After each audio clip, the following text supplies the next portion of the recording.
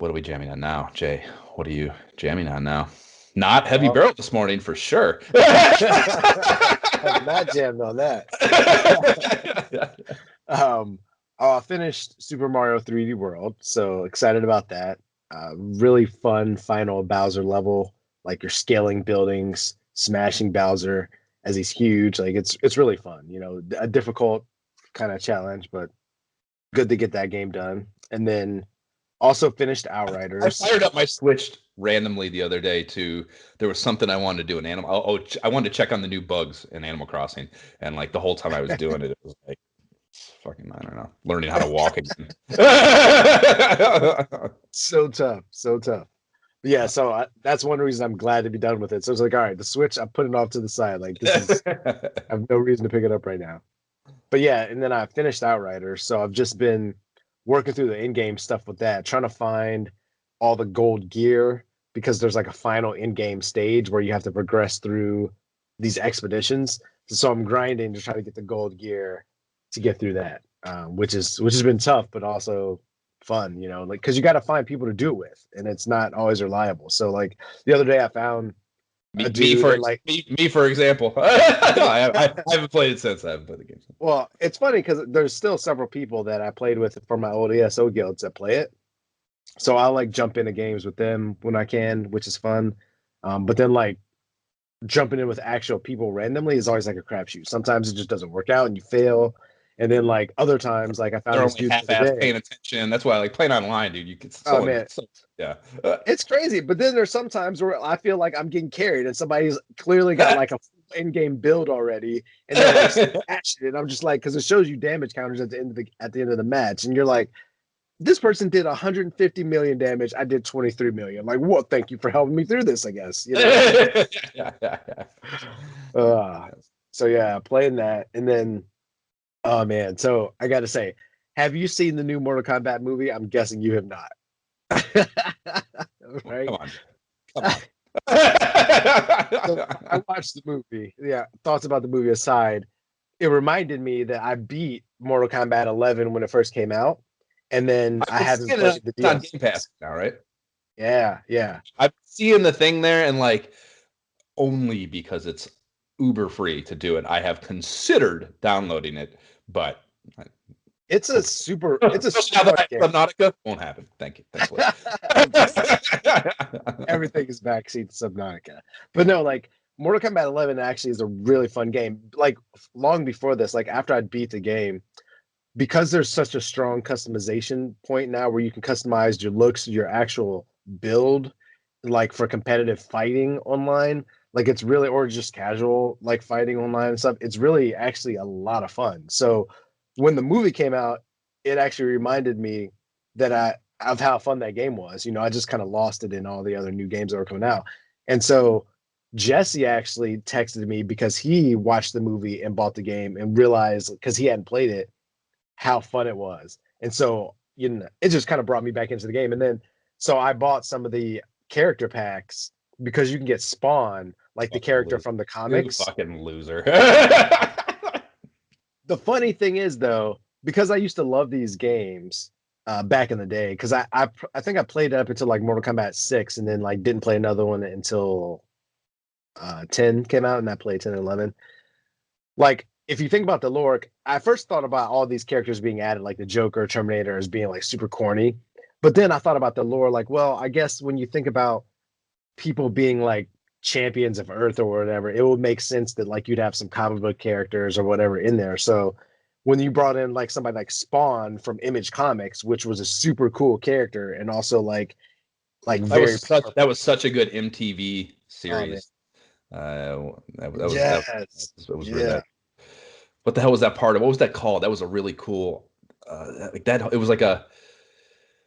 It was like one of those not vignette, but like Spawn was on Friday, and like they had like a bunch of Mhm. different weird cartoons, and Spawn just happened to be one of them that they would play. It was like Oddities or something. It was like MTV Oddities or some shit. Remember it was like an eye. Oh, Remember like the logo was like a weird looking eye or something. yeah.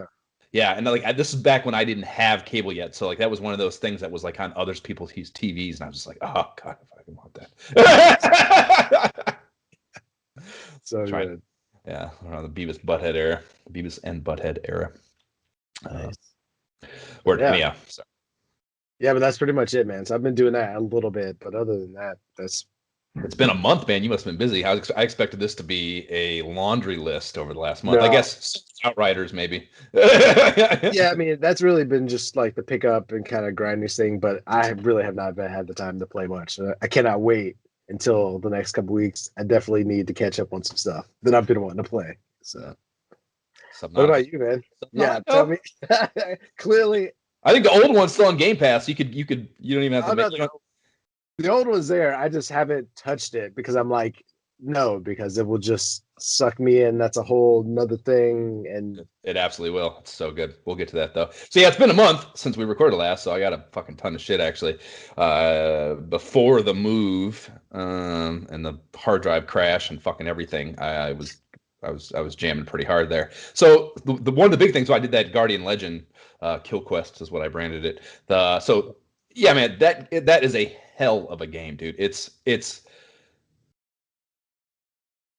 like I just can't believe that it completely flew under my radar when I was younger, dude. It's like it was so good, and like it's got a little bit of, first of all, it's the kind of thing like if you don't rent it with intention of like really diving in, it's the kind of thing if you do pick it up at someone else's house, it drops you in. I mean, it does have it's very smart choice development wise to have it open with the flying shmup aspect of the game because it has, you have the flying shmup aspect of it, and then you have the top-down kind of Zelda-esque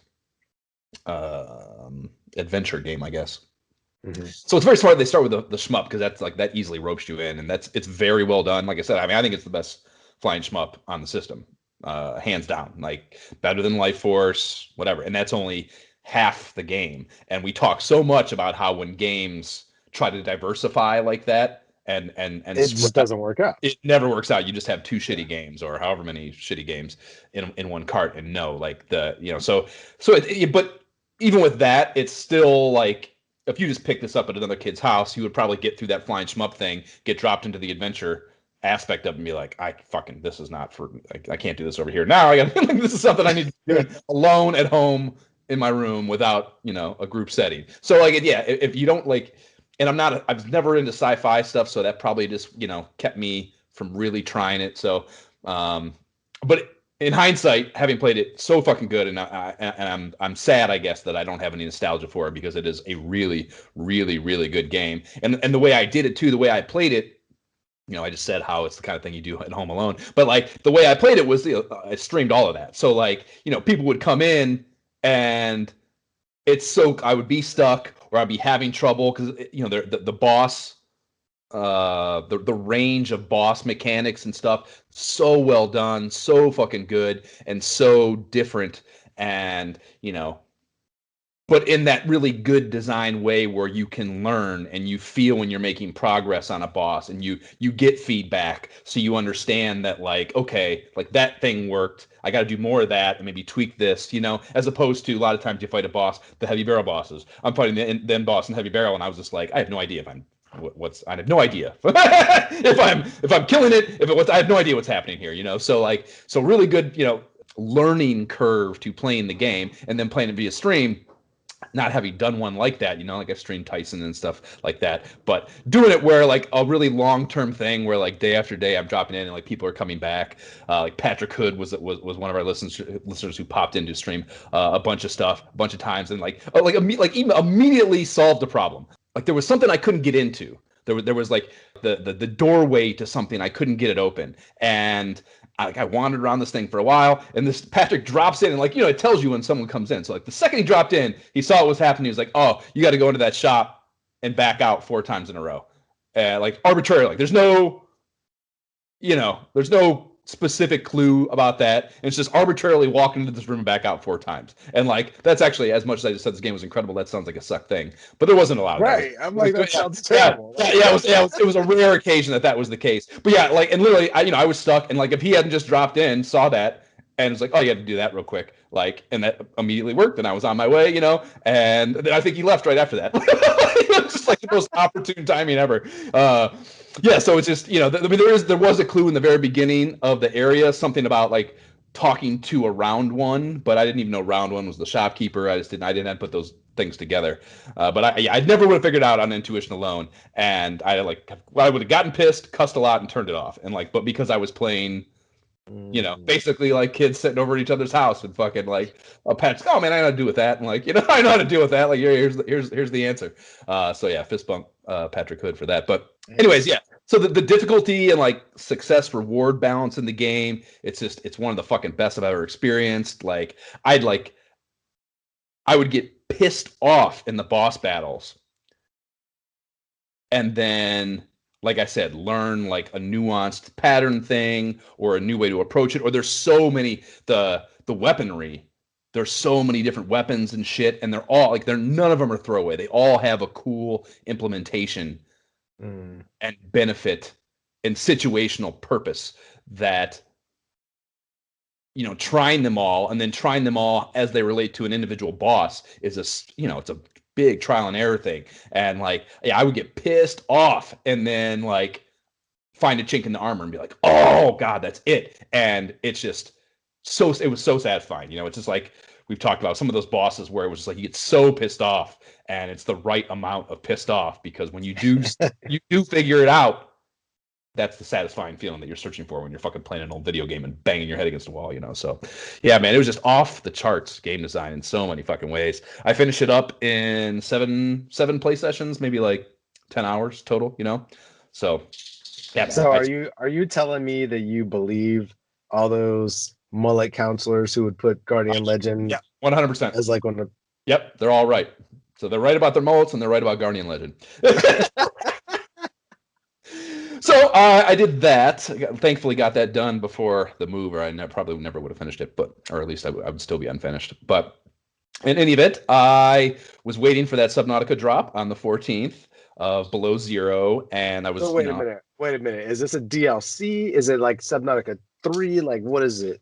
Whole new game. I'm not even there yet, though. Not even there yet. So I was waiting for that, and I started playing Outer Wilds because I'd heard a lot about that, and I heard it was kind of like scientific, non-combative kind of discovery adventure game with some, it's an alien world, and that's one of the cool things about Subnautica. Yes, it's underwater, and that's super fucking cool, but what's really cool about Subnautica is how you just don't know anything about your environment and just the physics of interacting with things and learning whether or not something is a threat or it's not, and finding out where things could be, again, just because you just don't understand the biology of this planet. That is a really cool aspect of Subnautica. And Outer Wilds ended up, I would say it's probably the closest to Subnautica that I found in that regard. It's set in space, has the same qualities though. So you have a anti-hostile exploration thing going on.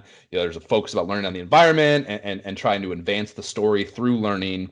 There's you're like a fledgling or upstart space pilot, I guess, for this alien race on this planet in this solar system, and there's something going wrong, and they're sending you out there to try to learn about the situation to help fix it. So you're the storyline is you don't really even know how to fly the ship yet that they give you. So that fits into you as the player because you also don't know. So it's like a lunar lander style ship, so the kind of thing where you up, down. I don't even know what lunar lander is the only way I can know how to describe it. So it's it's just an obtuse way to learn how to the control set. It's not like most games as far as the controls go. So it's got a learning curve to that. It's really well done, but it's goofy and requires some getting used to, And the writing in it is very Subnautica-like too. It's thoughtful but quirky with a peppering of dry humor, and there's it's not quite a corporate dystopia in the way that Subnautica is, where you're dealing with humans and commercialization and capitalism and all that on steroids. But it is in the sense that there's a bureaucracy above you that you're dealing with, and in turn creates a lot of comedy opportunity in the writing. That how that there's I don't know. I'm not sure how to describe that, but it's smart, witty, and funny writing. And it also has this time loop mechanic to it where you essentially can only play a day at a time. And, it's like a day within this solar system too. Obviously, that's the again, it's just so reliant on science and astronomy and stuff. It's cool how like the day night cycles on a certain planet is different than the other, but whatever. Your day night cycle, like you can do a whole day and you can either die, which happens quite frequently, which sounds like it'll be frustrating, but because of this mechanic, it is not. You either die or the time runs out essentially, and like this music cue will start to quietly play and then build when the day is going to loop on you. So you know it's going to happen, you know, and then it's like I don't think it's too spoiler to say this. It's like there's like some sort of fucking break in the time loop continue or time space time continuum or something, and like it's like an asteroid shower, like something like rains down and like engulfs everything, and then you have to essentially start back at the home planet camp you started the game at, and like that's what's cool about it. You like none of the stuff you moved, no, like none of your physical, like there is no physical progress. You know what I mean? It's all knowledge based. So like you have this computer on your ship that thankfully retains all the knowledge you've accumulated and all the discovery you've done, but it's like you might physically have moved or done, all that's irrelevant. It just loops and starts over, and that hasn't happened yet. So it's like it's weird how like that lack of progress is satisfying, and it gives it less, your decision making less weight, and therefore inclines you to discovery. Like that's one of the things honestly that maybe in comparison is a knock on Subnautica. It's like, and this is where the survival aspect of it comes in, though. Like they wanted that feeling of fear, like, but in Subnautica you will not try things out of fear of losing your fucking progress.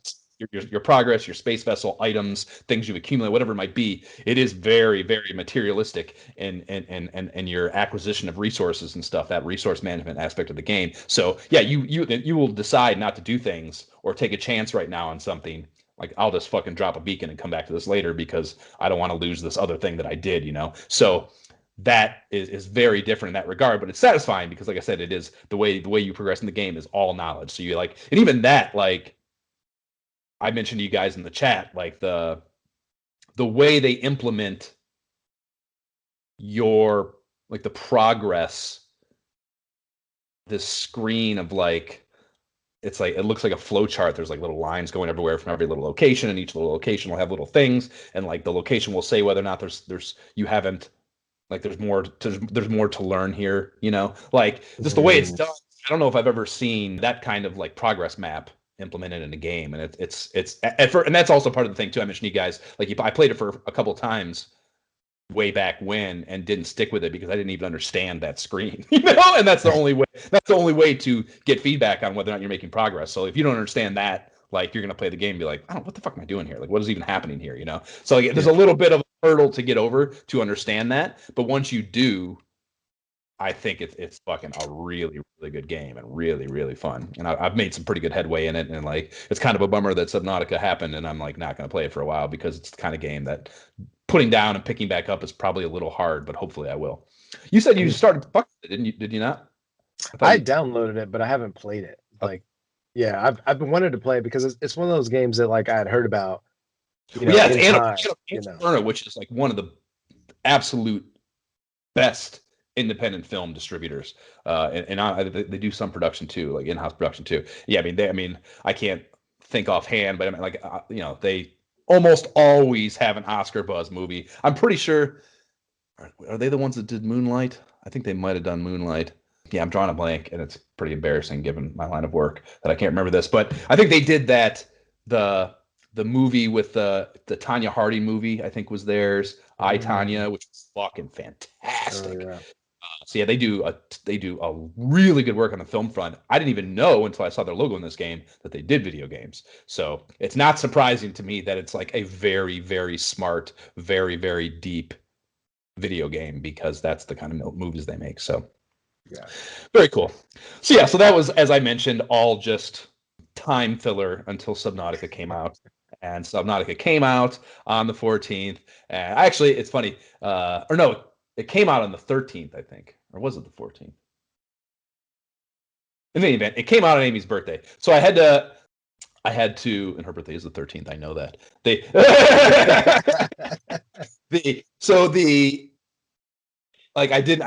wasn't out till 9 p.m. that night, so I didn't even get it that night. And I downloaded it, so I guess 2 nights ago now, and immediately, like 5 hours, I played it until 3 a.m. The only reason I turned it off at 3 a.m. was because it crashed on me. And wow, dude. Crashed on me at 3 a.m. and I was like, I can't. And it was like it's amazing to me where it crashed too. It was like I had been searching in this fucking area for something for I don't even know how long. All the shit's super difficult, super dangerous area, and I like had just like crested over this ridge and I could see something of like significant note. And I was like, oh, that's what I'm looking for. And the second I saw it, it crashed on me, and I was like, ah! Yeah, I was terrified when I turned it back on that it would crash again, and thankfully it did not. But so yeah, and then I did 6 hours again yesterday on it. It's I mean, immediately looped in. It's so incredible. I played that first one so much, and like, so much, put it all the way through, and like, even after I beat the story, I kept playing it and doing the weird ass thing, the Reaper Leviathan tube and all that, fucking those crazy ass construction projects and shit, because the base building mechanic of it is so much fun. And it was so wild to, after having that long experience, after having beat the story in the first one, to start playing that essentially it's the same game, with there's some cool gear modifications and stuff, and obviously it's all new, not all new, you're on the same planet, but a bunch of new wildlife and things to learn. The environment has a whole bunch of new challenges and dangers and stuff. So I'm not suggesting it's the same game at all. But as far as like the physics of it go and just the gameplay experience, it's very similar or even the same. And it was so weird to get back into that world and not know what's out there. You know what I mean? And that is so much of that game, just not know, the further and deeper thing that Jav says, like that is such a big part of the like just awe of playing that game, is like you just don't know. You can't, it's fucking, you can only see so far. Visibility only goes, like, you just don't know what's right there. You don't know what's right behind you. You don't know, there's just so much you don't know. And that unknown is what really, really makes that fucking game incredible. And having gone so long without that, like, I could immediately feel that when I got back into it, and it was so good. Yeah, nice. So fucking good, dude. I'm like, I'm gonna do. It's fucked up. I'm prepping a movie right now. I'm gonna get fired from that movie. It's just trying to focus on anything else is gonna be very difficult. So, yeah, it's fucking 11 hours in. It's fucking fantastic. I cannot recommend it enough. And like the one cool thing too, below zero, so it's like there's a lot more on land things now. Not enough to make it where it's not still aquatic in the majority, but there is more land-based stuff now, and that's kind of interesting to have that. And it's all, you're in a, as the name would insinuate, in like an Arctic environment, the Arctic part of the planet now. So there's, whereas when you were on land, and I guess this is what it is. Yeah. When you were on land in the first one, there was rarely much danger, and there was no environmental thing pushing you down or giving you because like when you're underwater, you have oxygen. So like even with the best gear, you can't breathe forever. You have a time constraint at all times underwater. And when you were on land in the first one, you didn't have a time constraint. But now, because it's Arctic, you can get hypothermia. So even the land-based aspect of it now has that mechanic to it, so it never goes away. So like, again, it's a cool little small tweak, but adds a lot to the feeling and experience of playing the game. So yeah. Is there any carryover between the games? So like, are you carrying your same character with your same gear, or is it like a fully like this? It's a totally new personal narrative. It does happen in the same. You're on the same planet.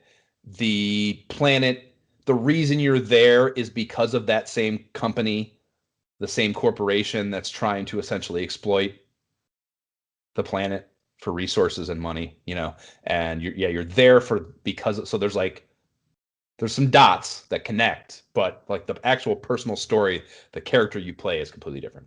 Oh, okay, got it, gotcha. Yeah, and that's good too. Like it's weird how like I'm so story focused when it comes to video games, but like the personal story in both games, like it's good. Like there's nothing wrong with it, but everything else, the science, the discovery, everything else is just so good that I don't care. But I don't care in a good way. Like usually you don't care Yeah, about that. You don't care about that. It's because it sucks. Like that's right. not it at all. But I'm just like, you know, I find these little nuggets of information about the game, about the character story, and I'm just like, I don't care. I've got way more important shit to deal with. I just don't care about these human beings. I don't care. It doesn't matter to me. There's a whole thing I got going on that's discovery based, you know, science based that I need to deal with here. I can't talk about feelings and emotions. So yeah, fucking great. So yeah, I mean the last thing that I would talk about is this was like it's so long ago because fuck we haven't recorded in a month, but this is something that bummed me out. I saw that Spiritfarer they're releasing DLC, and it makes me so sad. Remember the whole spiel I had about how the finality of it was Yeah, so it was perfect, and I yeah. was so kind with what that game was, and I saw this and I was just like, you motherfuckers. Like, yeah, there's 3 units of it that's coming out. Each one's adding a new spirit and like some minor upgrade, quality of life changes to those characters and stuff. And yeah, I mean, it just completely undermines the whole thing. It's like, I think I read it would be free too. So they're not even exploiting it. You know, it's not even like a monetary gain based idea. So it's purely that they just, you know, I mean, I know it must be, especially in today's video game climate, because DLC is it's just the norm. You know what I mean? So like, I get the like business based urge to adhere to that ecosystem, but it's just such a bummer. Like especially to come back to it like that. Like and like if it had been out when I had first played it, it would have just been added content that would have been great. But like to have that such an emotionally charged play experience, have it run its course, and then have to step back. Like there's gonna be no emotion in that. You know what I mean? Like the story has happened to me already. Like I've already had it told to me. So to go back and care about those characters outside of the storyline that I experienced is it's not going to land as well. It's just not, you know, and it's a bummer to have aspects of that game that I like so much not be able to be consumed the way that should be consumed, you know. It's kind of a bummer. So. I look forward to the future game episode when you try this and you're like, I was wrong, dude. I was wrong. I It don't was know, great. man. Yeah. And it was fantastic because you're gonna have to try it now. I feel like you're gonna have to try it at least to see the first one. Might be stubborn about that because it was, like I said, it was the most emotional video game experience I've ever had, and I don't want to fuck that up. Like I don't want to ruin that. So But yeah, maybe it was planned like in a certain way so that maybe. But the thing is, if you're wrong though, then you just never get back. You just never get it back. You know. I think either way, I'm going to be butthurt. So I can't. I don't know. I don't know. so you might as well try it then. Right. Yeah. For such a strong reaction the first time, I feel like you owe it to the developers to give them a chance to see where else. They certainly have earned. Yes, they have earned some benefit of the doubt. There's no question about that. But I don't know. It's just kind of a bummer. So, yeah, so that's all the shit I played. I do have like that crazy. I told you I had a crazy ass story for you. So, man. So I'm sitting at my laptop the other day,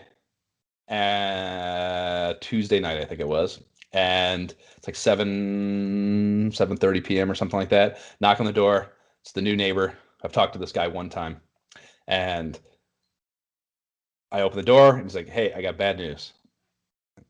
What? I got bad news. Your car got hit, and I'm like, "Huh?" And like, so the way this building is, the parking spots are like your neighbor on your parking spot is the same as your neighbor next to your unit, you know? So like my unit, his unit next to mine, his car spot's right next to mine. So they're double spots. So he got home, him and his wife wasn't home yet, and he gets home and my car is pulled all the way up in my spot, and his spot is the last one against the wall of the garage too. So my spot second to last, his is last, and he gets home and there is a Mercedes, a Mercedes convertible backed into his spot. So right next to mine, essentially all the way up against the wall. And he doesn't know what that car is. So he's like, what the fuck? So he parks his car in the second spot, essentially, of that tandem spot, and gets out of the car and he's looking at it like, what the fuck is this car doing in my spot? And, you know, my wife's going to get home soon. I need to she's going to have nowhere to park. So it's a convertible, so it's open. And he starts looking at the shit in it and just happens to randomly see a sales order for getting work done on the car that has the owner's name and phone number on it. So he calls the phone number with the intent of being like, hey, dude, what the fuck are you doing in my spot? And the guy's like, my car got stolen yesterday, man. So I didn't park that there. He's like, but I would love my car back. So tell me where you're at. I'll be on my way. So the car's stolen. So he's like, okay. So he I guess he said he didn't want to stand next to the car in case the thief, you know, it's a garage. It's like a relatively small garage. It's gated too. That's important information. So, you know, the person wasn't around, so he didn't want the person to come back and him be standing there. Who knows? I guess, you know, sure. I'm an idiot, so I probably would have been like, no, I want to see this motherfucker. But so he walks away to call 911 and walks all the way to the other side of the garage and standing by the gate that you need a clicker to get in and out of, essentially, right? So he's on the phone with 911 and a dude walks up to the gate on foot, has a clicker, opens the garage with the clicker. And like he's on the phone with 911 and he's kind of scattered anyway. So like he notices him, but doesn't really pay attention. The guy walks past him. And like 30 seconds later, he's on my neighbor's still on the phone and he just hears like a wham, like someone just fucking just revs a car and rams into essentially two cars. So this guy basically ran because he was like blocked in. So like, you know, my car here, stolen car here, neighbor's car here. So to get out this kitty corner area because the spot behind me was open, he was, for his, I guess, good fortune, I guess it wouldn't have mattered maybe, but backed in. So he just revved it and just fucking rammed both cars. So basically my passenger quarter panel and rear bumper just smoked it. Like the first thing I said, I walk out there with him. He tells me the car got hit. So I'm like, okay, I'll walk down there with you. And we walk down to the thing. And it was like 15 minutes after this had happened to him. We go down there. And like the first thing I said was, I was like, I didn't park like that. Because like, it's like my car was like literally moved. Oh my gosh. It was like literally moved over from getting rammed, basically. So yeah, so the person, the guy just rammed out of the spot, smashed both our cars up and sped out of the garage, right? So that happened to my car.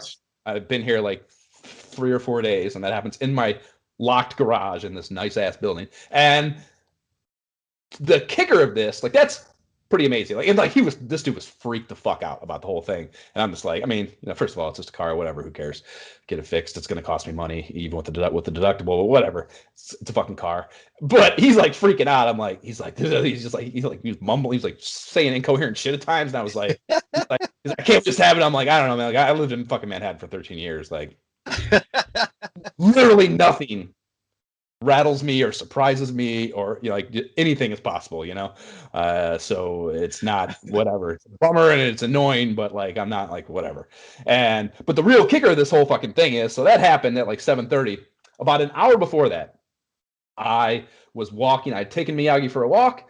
I was coming back and I was going through this like little pathway on the other side of the complex. Like, this is a huge ass complex, fucking a bunch of buildings. So it essentially takes up the whole block. And I was on the other side of the block, coming back through a little pathway to the pool area to come around to where my building is. And I walked past this dude who, you know, not to be a prick, but he looked like he didn't belong here. And he was like he's kind of grimy, didn't even lift his head up, and he said hi to me. I said hi back to him, you know. White dude, dirty, like kind of scraggly hair, this scraggly little fucking beard thing on the end of his chin, kind of shitty clothes. And I was like, it's kind of weird. Like, what's he fucking doing here? You know, but whatever. That's LA. Who knows? And so I walked past him. Like I said fucking hi to him. And so when I'm down there with the dude, I'm like, what do you look like? And I'm like, did he have basically describe that dude I described to you. Like, did he have a black t-shirt, graphic shit on? And he's like, yeah. So that was him. So I'd walked past that guy. Kidding me? Before that, when it must have been when he had parked the car, and he was walking out of the place to go do who the fuck knows what in Playa del Rey. But like, yeah, I'd walked past him and even said hi to him an hour before he did that to my car. You know, and it's just like, oh god, that's so annoying. What? Smoked him then, you know. Just smoked him then. Take him out. And fucking completely alleviated this situation. But, yeah. Oh pretty fucking wild. Like only here for a few days and have that happen in the garage, you know, like in the garage. Like I said, it's like if that happened on the street, it would be insane. But to happen in your garage is just fucking like unbelievable. Yeah, pretty crazy. So yeah, that was a story. Okay, that's a pretty long opening here, but we haven't recorded in months, so what are you going to do? Let's talk about Heavy Barrel now.